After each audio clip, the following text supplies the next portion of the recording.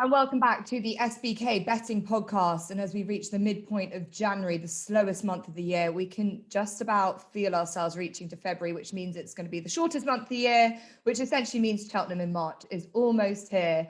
And with so much Christmas racing unraveling and more festival clues, and the fact we pretty much saw the Supreme Novice Hurdle winner in Constitution Hill last week, we thought we would take stock and dedicate a podcast to three key races at this year's festival and go through our Ante-Post selections at this point in time. So as always, thrilled to be joined by James Millman, Ross Millar, and we welcome back Tom Collins, SBK's resident tipster. So delighted to have all three of you here and welcome along. Hi, Jess. Hi, Jess.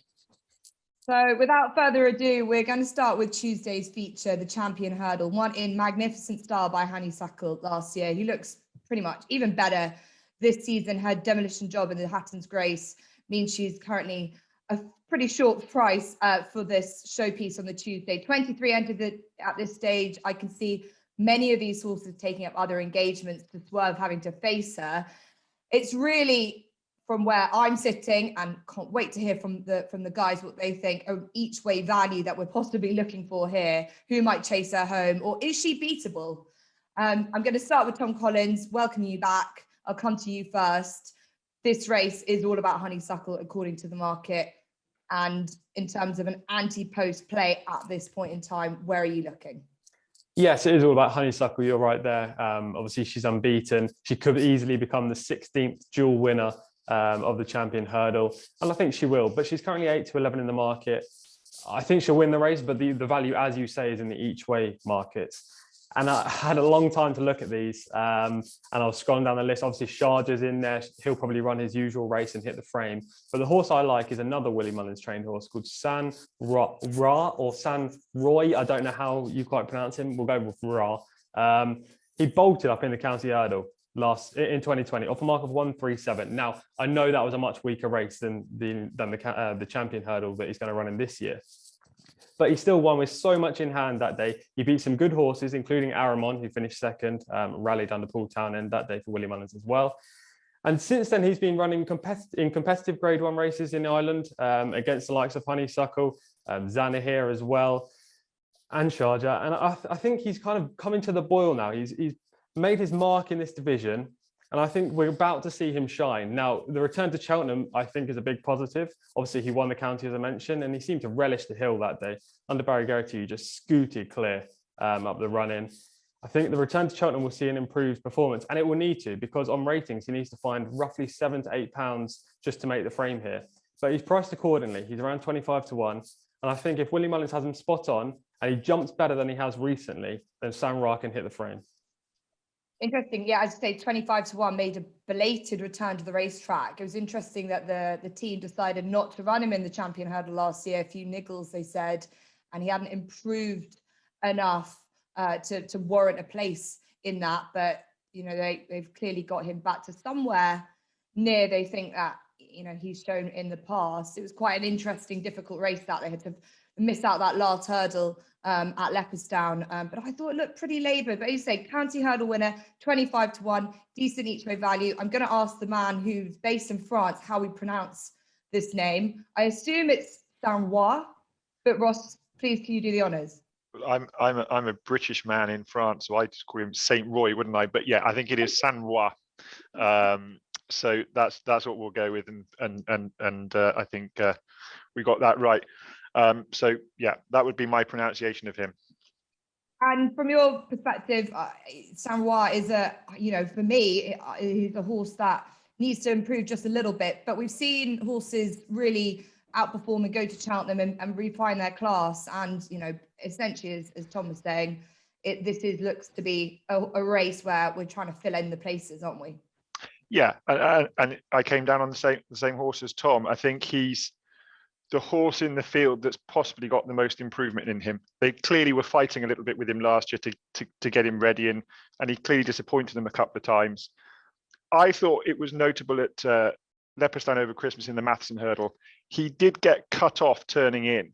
The Gordon Elliott horse came across him and just stopped him in his run, only for a couple of strides. And it's very difficult to pick up that Leopardstown Hill, I think, once you've lost your momentum. The other thing I'd add on top of what Tom has said is that it would have been very easy if they didn't think he was quite up to this to sort of drop him back into handicap company and have a handicap target. The fact they've persisted, I think, is a good sign. And I thought his last run, he over raced. So, and I slightly disagree with you. I think this could be quite a big runner champion hurdle, because I think there'll be a lot chance in their arm to run into a place. They'll sort of be trying to run second or third. So some sort of lesser lights, and that might just allow, let's assume Mark Walsh rides to get some cover, perhaps not quite so buzzy. And I just thought he at 25 to 1, he did look a bit of value. Confidence behind St. Roy from both Tom and Ross at 25 to 1 for the Willie Mullins team. We've seen horses fill these places at big odds in the past few years. The British horses have struggled. Epatante, obviously the winner, and was placed in this race last year.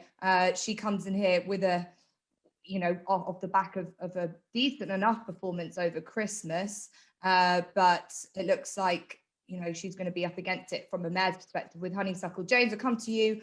From a British standpoint, is there anything that you think could get in within a place? Are there any horses that have lighted you up in terms of this race? Well, the one that surprised me most, we've only seen him once this year, was Adagio when he came second in the Greatwood off top weight 11 stone 12, because I didn't give him much hope in that contest, to be honest, given where that weighed away. Yet he ran an absolute cracker. Hasn't been seen since. I think he did pick up a little bit of a setback, but I think he's all right now. He had a good campaign last year, a busy juvenile campaign where he ran an absolute stormer behind Solios in the Triumph itself, finishing second. He had a wind up over the summer. And I just thought that was a cracking seasonal return. Bearing in mind, he was giving £15 to some of his rivals like No Ordinary Joe, West Cork, your winner. Those two actually didn't boost the form at Ascot, but the 5th, 6th and 7th certainly have. Tritonic, Glory and Fortune, Marie's Rock. So I think it's a solid effort off 147. He's likely to improve again.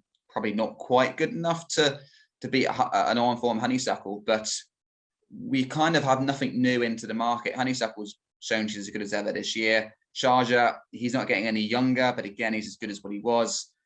Not quite really sure what Epatante's really achieved in two very weak grade ones in the UK. So of the established horses, I think nothing's changed from last year. So having a new one into the scene, Adagio, who's currently 33s, I thought he could be a lovely each way price. He goes well at Cheltenham. And I think he might surprise a few, like he surprised me in the Greatwood. Yeah, he put up a good performance there. He looks like he might be heading to the Betfair Hurdle, where he's a short enough price, which would be a decent enough next step for him en route to a race like this. As you say, 33 to 1 for Adagio. I'm going to go for another horse that will have his first attempt in this race, and that's a 5-year-old. Now, 5-year-olds don't have a great record, although Esport Dalan was a winner of the Champion Hurdle in 2018. And the route he took was the same as Teopu, who won the Limerick Hurdle at Christmas.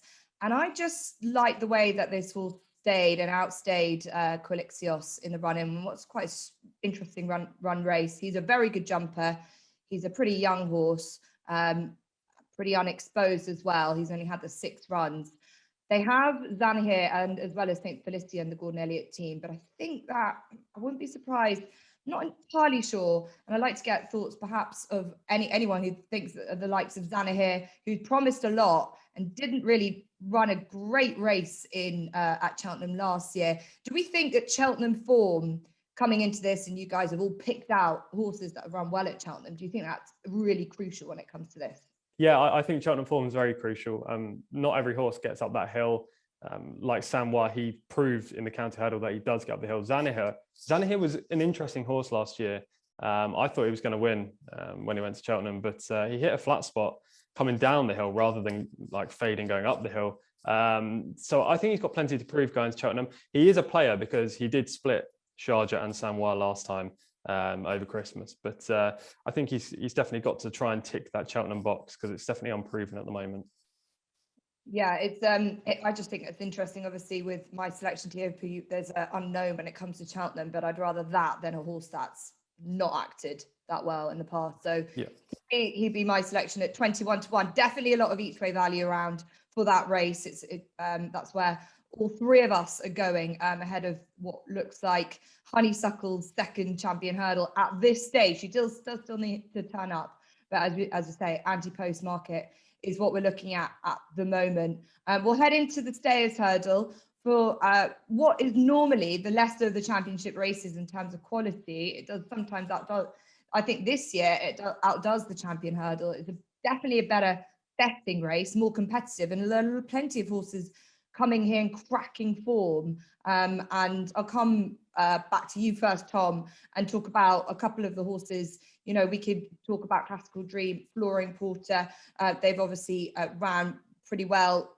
I think the two of those, would like to see them reopposing each other after what we saw last time. But from a UK perspective, you've got Champ, who's coming in here off the back of a really good win in the long walk. So in terms of a general overlook of the Stayers, there's a good feel for this race. Yeah, I'm quite excited about this race, Jess, especially if Asterin Forlonge runs. I mean, I don't know whether that's the plan or not, but he's among the entries. Champ, as you mentioned, reverting back to hurdles, he was really impressive. Obviously, he had a really bad season, didn't he, last year over fences? But we know this horse, Champ, is a real star, and he was impressive over Christmas. I think he's going to have to prove it again at Cheltenham. I'm not 100% in Champ's camp, and he's short enough in the market for me. This is a race where I was just trying to find a new face. I thought Buzz was the face. Unfortunately, he suffered the injury. And there I was just kind of looking around for another name in here. The likes of Paisley Park. I know one of our panelists is going to disagree with me. And Time Hill don't quite cut it for me anymore. I just came down on Classical Dream. Now, I know he's favourite, but he was really impressive in beating Flooring Porter. Now, he got the run of the race that day. They didn't go hard early, and Classical Dream just took off, got a 5-length lead over Flooring Porter, and kind of held that margin roughly towards the line. They are closely matched, and Flooring Porter obviously goes well at Cheltenham. He proved that last year, but so does Classical Dream. When he won the Supreme, it was one of the best performances I've seen in the last decade in that race. Now, I know there's been plenty, but he was very impressive, I thought. He wasn't really highly touted coming into the race, like many Willie Mullins horses. But he moved away like a real superstar. Then he suffered a bad year in 2019, then suffered an injury in 2020. But he's come back this year, proved that 3 miles is his trip.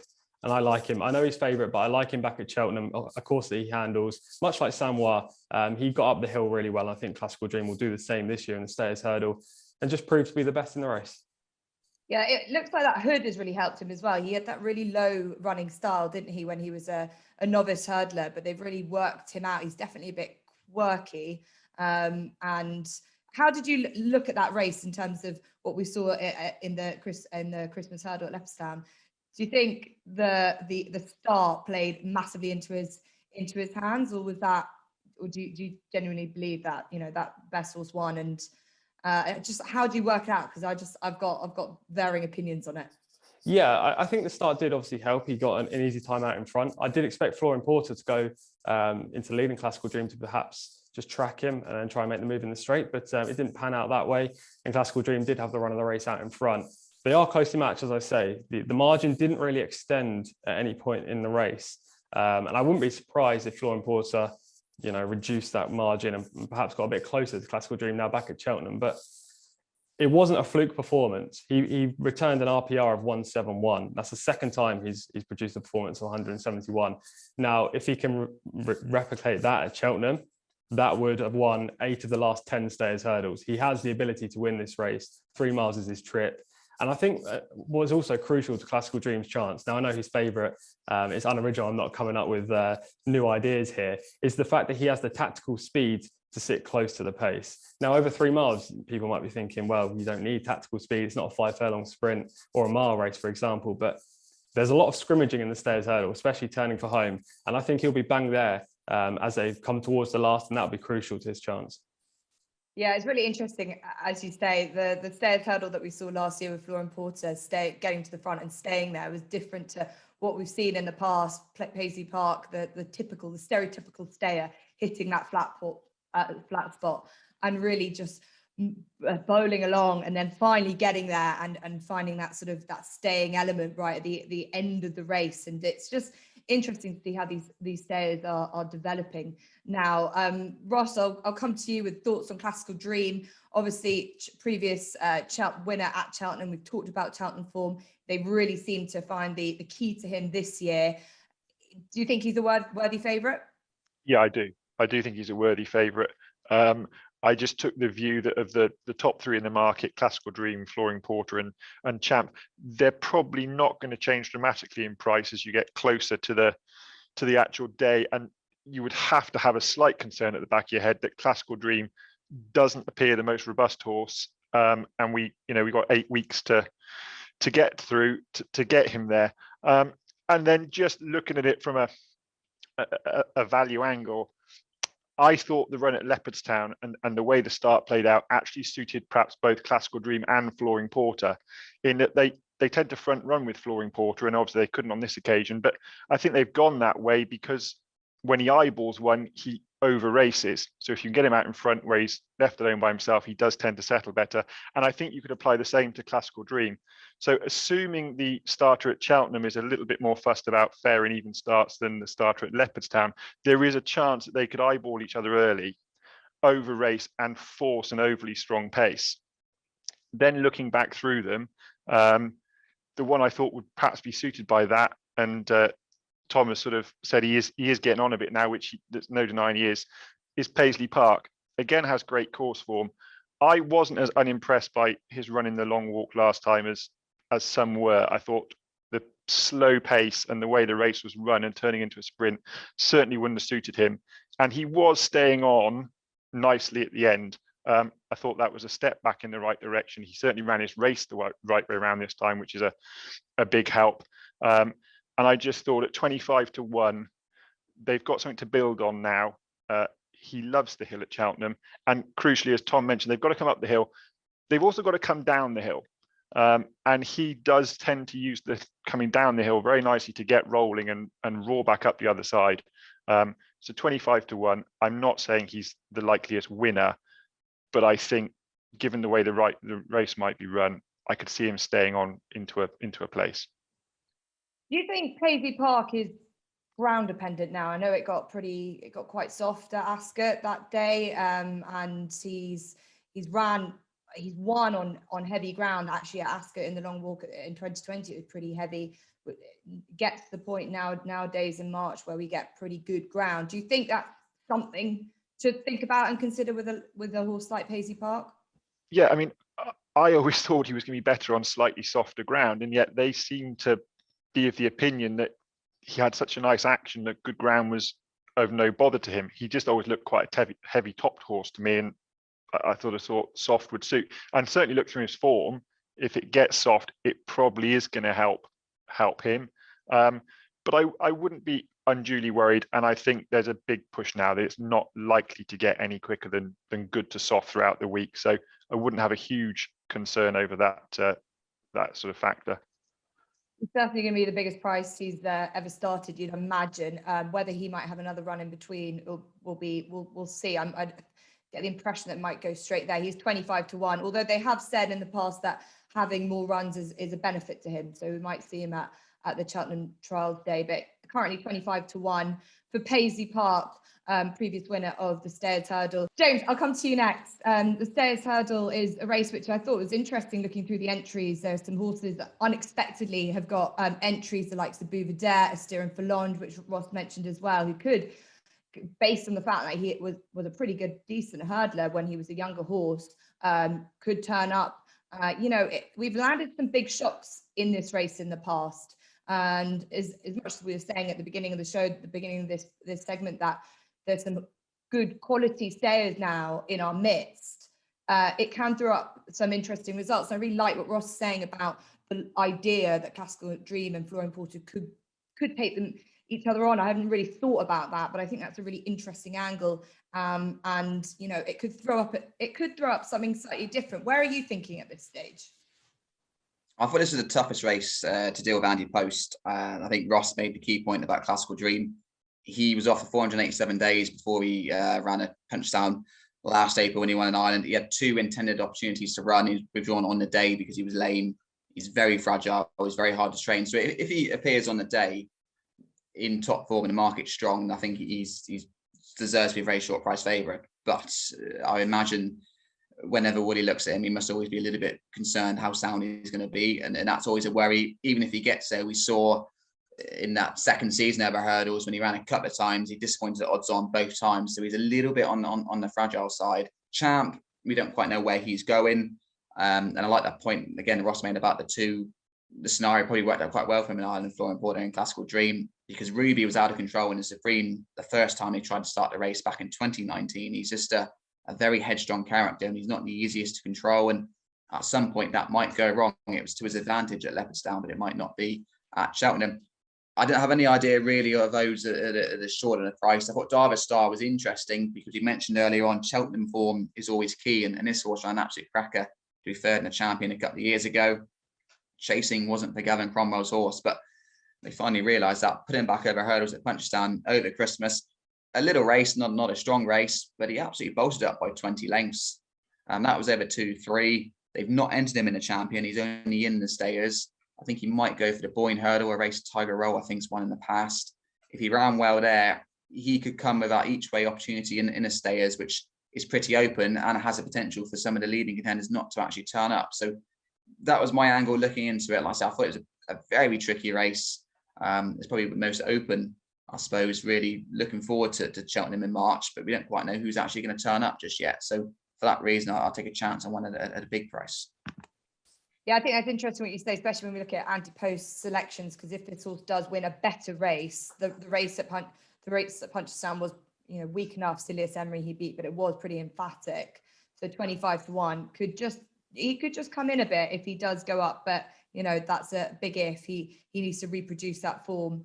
He did again, but they seem to be delighted. I think they had the blinkers on him as well, and that really but the blinkers seem to just help him concentrate a little bit. And he has got that back class of coming third in a 17 runner Champion if he stays and if he retains that kind of form. I mean, we don't really know what level he's at, but if it was just confidence damaged by chasing at a few falls in that department, he has got the class, and obviously he's been forgotten because he has been in the doldrums a little bit. But I thought it was tricky to assess. In Classical Dream, he is an enigma, and just that soundness is a huge worry for me. A little bit like Jack and Poursoir.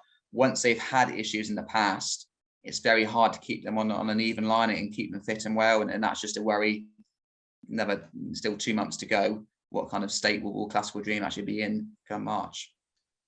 Yeah, double star for James, 25-1, similar enough to Champion, that he returned to hurdles with a good win, and but a huge, much bigger prize. But it was a lesser race that he did win on his hurdles return. For me, I'm going to take Tom on with Florian Porter. I think that Danny got it spot on last year from the front. He will be extremely up for a rematch with Classical Dream. But if Ross is right and that they do eyeball and take each other on, it will be interesting to see how this race pans out.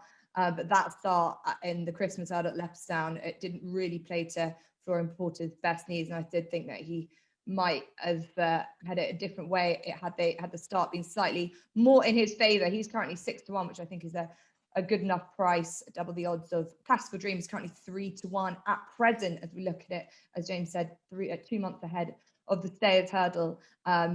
As we speak. So the third and final race that we're going to talk about is the feature of the week. That is the Cheltenham Gold Cup. The spectacle, the biggest betting spectacle, the biggest race of the season, of the year for many. This will have last year's winner in here, Minella Indo, all things being well. He's not had quite the season that they wanted. So far, a Plutard, Betfair Chase winner, he'll be in this lineup. He sounds like he's going straight there. Album Photo, the dual winner, he had a pretty good beginning to his season as well. And then there's the King George winner, bit of a big fly in the ointment in the King George Tornado Flyer. There's not a straightforward, obvious horse in this lineup, I thought. I'll come to you first, Ross. Like years gone by. Last year, it was all about Album Photo. Could he set the record, get 3? Couldn't quite do it. It's a very hard race to win once, let alone twice. He did a very good job to finish third, beating 2 horses who hadn't run in this race before. And I would think it's interesting to find a horse that perhaps is coming into it with their first go, because they have a slightly better record than horses attempting it again. Where are you sitting with this race 2 months ahead, seeing what you've seen so far? this season. How are you looking at the Gold Cup picture? Through very foggy glasses, Jess. It's a bit of a muddle at the moment. Album photo. I thought it was quite interesting that the Willie Mullins team felt that they could have him better for the Gold Cup this year, and yet it seems circumstances have sort of conspired that he'll have exactly the same prep. Now, whether they can get a bit more work into him before this year's Gold Cup, but I'm not sure that we could really believe that a yard of that size sent one to the Gold Cup a little bit undercooked, having already won it the previous year, and a horse they have a fairly good grasp on. But he'll try and do the Quarto Star and come and regain it. Millerindo is for me the big concern. I know they put the cheek pieces on to help him travel in the King George, and then they say the pace caused him to fall in a hole. Well, he pulled up 3 out. Frodon forced the pace too. I mean, he at least plugged on into 4th. And I just wonder whether the game is starting to get to Millerindo. I had a look this morning. He's had 15 runs under rules, which is not a lot, but all bar 2 of those have been over 3 miles. So he's done a fair few miles now and been some tough attritional races. And I just wonder whether he's starting to think a little bit about the game. A plus tard, you'd have to be disappointed with the run at Leopardstown at Christmas. And if Galvin wins the Gold Cup, you'd have to say it's a disappointing year, because again, Gordon Elliott would have a very good handle on the ability and potential ability of his horses, and all the talk pre-season was about getting him to the Grand National. So I can't believe they've wildly underestimated his ability. I thought Tornado Flyer was done a huge disservice after the King George. Yes, he was ridden well to pick up the pieces, but he was never that far off the pace.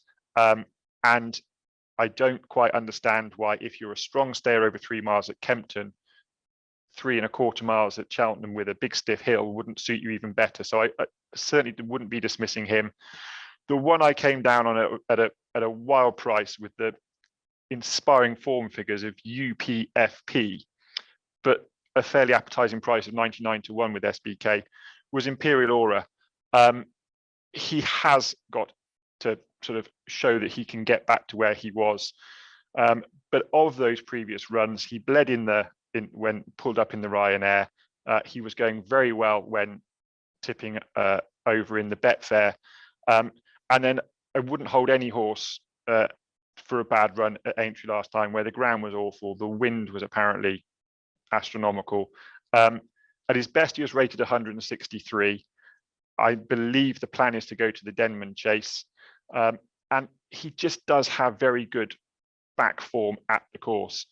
He won the much missed 2.5 mile handicap for Novices Chase, beating Galvin by 3 lengths, giving him £1, idled up the run in, did it quite comfortably.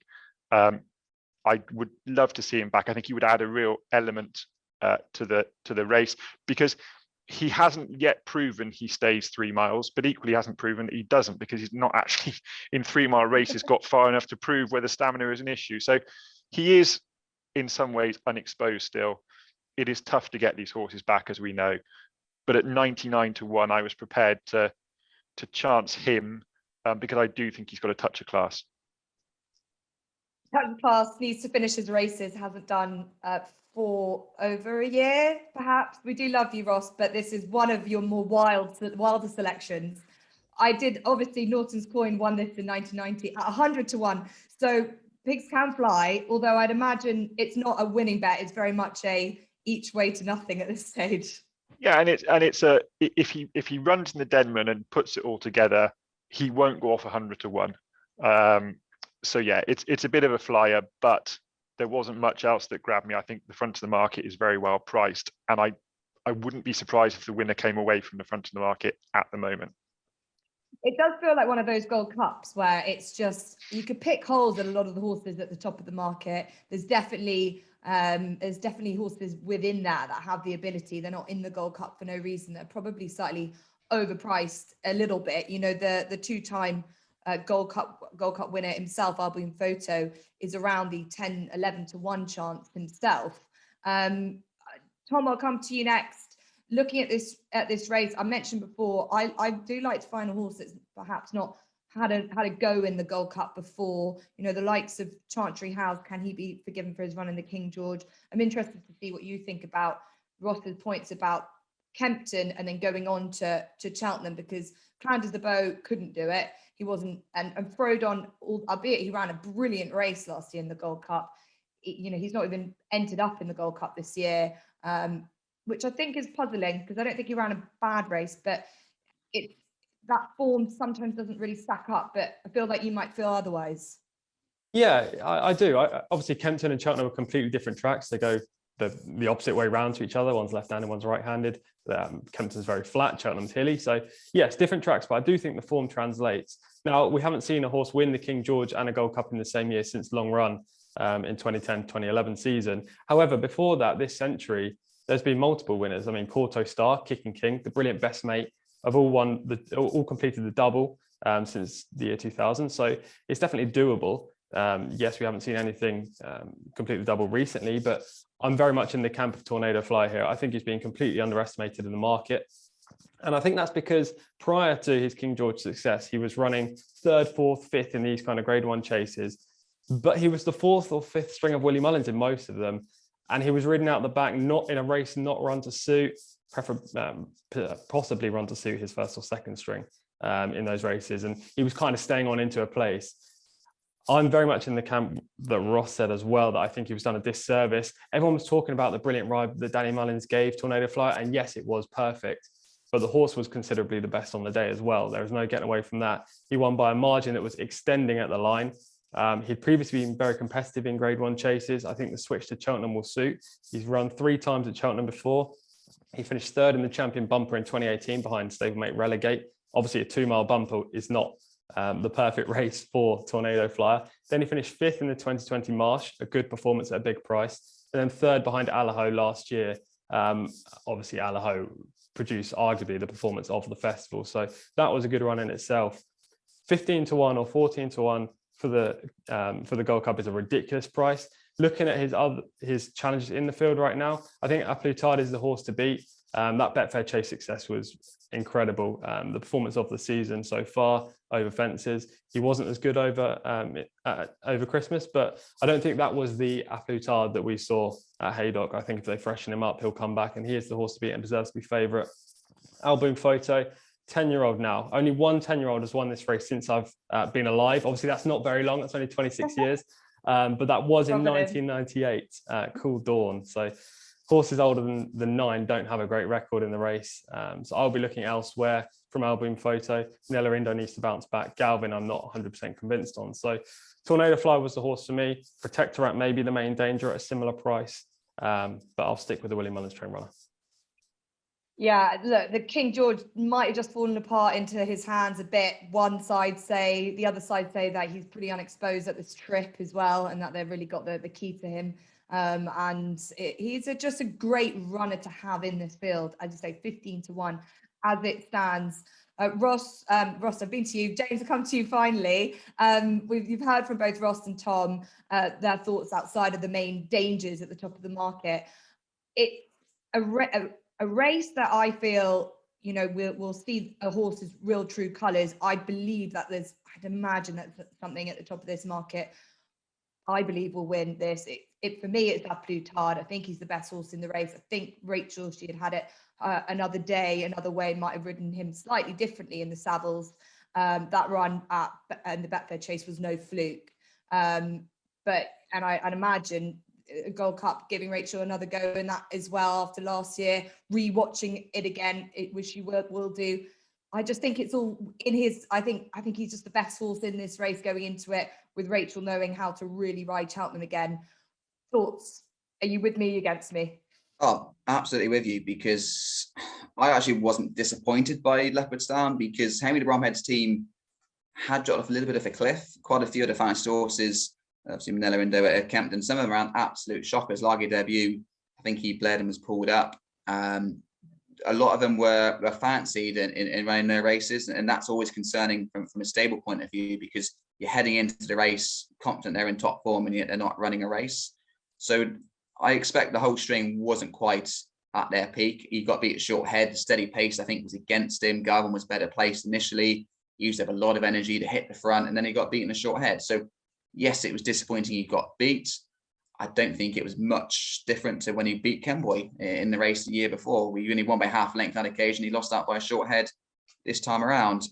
Manila Indo, I agree with Ross in the fact that he's had quite a lot of hard races, and while he's always peaked at Cheltenham in the spring, the fact that the horse isn't quite as good either side of that does suggest they've got a few quirks, and the cheek pieces again reinforce that angle. So despite the fact Manila Indo has the beating of him, I think Ante-Post will easily reverse the form, and it is Henry's number one. Rachel's going to be riding. From an Ante-Post point of view, come Gold Cup day, Rachel's going to get a lot of supporters, and he's probably going to go off a little bit shorter. And I've not been disappointed by him at all. I just felt the circumstances went against him a little bit last time, yard form, race scenario. Cheltenham, we saw him when he won the novices handicap chase here a few years ago. Rachel's first winner at Cheltenham. He travelled like an absolute dream, and I just like him. I'm not disappointed by Leopardstown at all. I'll just mention Tornado Flyer. From a jockey's point of view, he hit the perfect instructions. Just try and overtake some and pick up as much place prize money as you can. So Danny went out there with no intention of winning the race, and that's quite easy when you ride an outsider and you just go out there and enjoy it. And the other jockeys trying not to give Fred an easy lead meant they all went a little bit too hard, and for me it did fall in his way. Now he's going to be a little bit more fancied in the Gold Cup. If you try and change that and run a bit more positively, will he finish the race off as well? So I did think Tornado was flattered, and he's definitely not for me. I think he's one of the lesser Willie Mullins likes, and that's why he's been beaten all the time before. It just happened to be the perfect scenario for him in the King George, and it worked out nicely. But I'm Team Rachel. I think Ante-Post, out of all the championship races, he's the one I like the most, to be fair. Well, I'm comprehensively backing you there all the way. I think I agree with that. And I think tactics will play a part in this. It'll be interesting to see he goes along. Obviously, Frodon made this a really truly run Gold Cup last year. So perhaps Imperioria might, if he goes out and jumps and enjoys himself. And gets halfway around. But we like to hope for Ross's sake that he has a full run round as well. Really interesting thoughts for the Gold Cup from the Stayers Hurdle, from the Champion Hurdle as well, and plenty to digest at this stage. But I think it's important that this is very much Ante-Post, that punting, and it's all about trying to find what could be a bit of value, things that might come in by the time we get there in a couple of months' time. Before we wrap up, I'd like to get everyone's best bets at this stage from Ante-Post perspective. Doesn't have to necessarily be from 3 races that we've chosen, but always good to get thoughts, as you know, as we've said, from an Ante-Post angle as it stands. So I'll go to you first, Tom. Yeah, so my best bet is Journey with Me in the Ballymore. Now he's available around 9-1. I've also backed him for the Albert Bartlett, I should say this. I backed him for both races after he won his bumper last March, perhaps ambitiously, but tipsters and punters can get into a habit of doing this, liking a horse and then forgetting about the competition and backing miles in advance and then sticking to their guns. However, with Journey with Me, we've seen since that bumper performance that not only has he got an amazing engine and that he's highly regarded, but that he can also jump a hurdle and beat good opposition. He beat Kilcrut comprehensively on his hurdling debut. I think he's going to improve for the step up and trick now, whether that's 2.5 miles or the 3 miles. I'm not too sure just yet. He's going to be a big player in either race. Now, I think if Constitution Hill runs in the Ballymore, which is unconfirmed, he may not going to happen. Yeah, he may run in the Supreme, but there is hearsay going around that he may run in the Ballymore. If he runs in the Ballymore, I wouldn't be surprised if Henry de Brom had rerouted Journey with Me to the Albert Bartlett, because Constitution Hill just looked incredible last time out. However, wherever he runs, I will be supporting Journey with Me. I think he's one of the up-and-coming hurdlers, novice hurdlers that we've got at the moment. And he's in very much the same mould as Bob Ollinger, who just dominated last year. So Journey with Me for either the Albert Bartlett or the Ballymore. Very interesting Journey with Me. By the time Marla, who is going to be one of my sires to follow for this festival, also sire of American Mike, I think he could have a breakout festival. Journey with Me Henry de Bromhead, as we said, just needs to refine his bit of his spark, but let's hope that he does by the time we get to the festival. Ross, I'll come to you next, and it might be worthwhile just having a little couple of words about Constitution Hill, because on this podcast this time last week we did discuss him. He was my Ante-Post selection for the Supreme. He still remains so. He's strengthened in the market. He was really good. He's going to win the Supreme, isn't he? If he runs in the Supreme. Yeah, he was super. The sort of scenario I'd throw out there to wind you up, is John Bon potentially now goes and wins the Contenders Hurdle, and Mr. Henderson thinks, I've got this Supreme wrapped up. Would you then, given that times have changed, and instead of having 5 and 6 winners at Cheltenham Festival, Mr. Mullins, Elliott and de Bromhead have been very dominant, would you not split your 2 best novice hurdlers and try and win the 2 novice hurdles and then hope you bag the champion chase as well with Shishkin? What about this scenario, Ross? What about John Bon to the Ballymore and Constitution Hill in the Supreme? I just think Constitution Hill settles so well. I could see him lobbing round in second gear and then sprinting up the hill. But wherever Constitution Hill runs, he's a proper horse. And actually, by stallion, I think might be the stallion of the festival, Blue Brazil, who also has a very good bumper horse of Willie Mullins that won over Christmas, whose name escapes me. Restitution Hill, maybe. So my best bet though comes in the Turners, and again it's a bit of a flyer with my Ante-Post. I tend to like backing horses when I'm pretty confident they're going to run in the race, and that's not the case with this one. But Brave Man's Game is 14-1 to run in the Turners, about 3 times the price he is for the Brown Advisory. I'm not at all taken with Bob Ollinger. I don't think he jumps very well, and I think there's a possible scenario that if Bob Ollinger comes out this weekend and doesn't jump well again, Paul Nicholls could look at the Cheltenham and decide, do you want to take on Galopin de Champs in the Brown Advisory, which personally I don't think you'd want to do, or do you want to drop into the Turners, potentially take on Bob Ollinger, who isn't a fluent jumper, and you are, and I think you could ride Brave Man's Game very positively, make use of his exceptional jumping, and with the extra fences in the Turners versus the Ballymore from last year, your jumping becomes a weapon. Bob Ollinger's jumping becomes perhaps a little bit of a handicap. I think there's a fair shout that you could reverse the form. The thing you would say is that Paul Nicholls is perhaps not sold on going to Cheltenham at all and might well swerve it and go to Aintree. So it is a bit of a speculative one, but at 14-1, I was happy to part with some of my hard-earned cash. Yeah, it will be interesting to see if the owners or the trainer wins that battle. But Brave Man's Game does look very, very good, whatever he does go to next, a horse to follow as a novice. 14-1, as Ross says. Constitution Hill remains my best bet in the Supreme at 5-2, which he will go to. I think he'll listen to his jockey Nico, who has got no allegiances to anything but Constitution Hill. So we'll hope and keep our fingers crossed that keeps materializing. James, you had a good word for Aputard beforehand, and as Thomas said, with Journey with Me, another horse of Henry de Bromhead's. We hope that his horses just turn up and are as good as form as they were last season.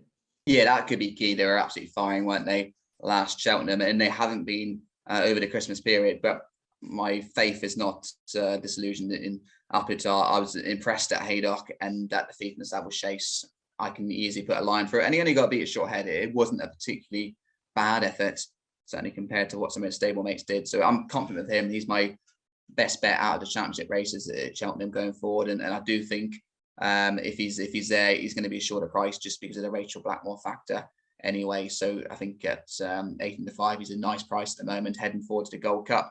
And Constitution Hill, I think you have to pray the sun isn't shining in March, because the damn queen of the stage, she was a heavy ground performer for Jane Williams, and she was actually interviewed at Exeter after a winner the other day, and she did say she loves Sandown on heavy ground, and that's kind of what Constitution Hill was at a couple of occasions. So interesting on a quicker surface, if he's as good as he looks on that Sandown Hill.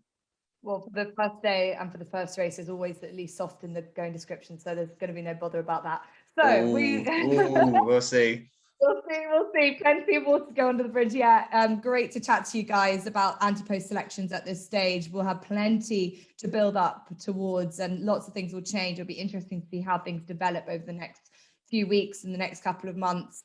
Next week, we'll have a good look at the champion chase from an Ante-Post perspective, as we'll be building up towards the SBK sponsored Clarence House Chase, which looks to be an absolute cracker with Energy Mean and Shishkin, we hope, lining up with each other.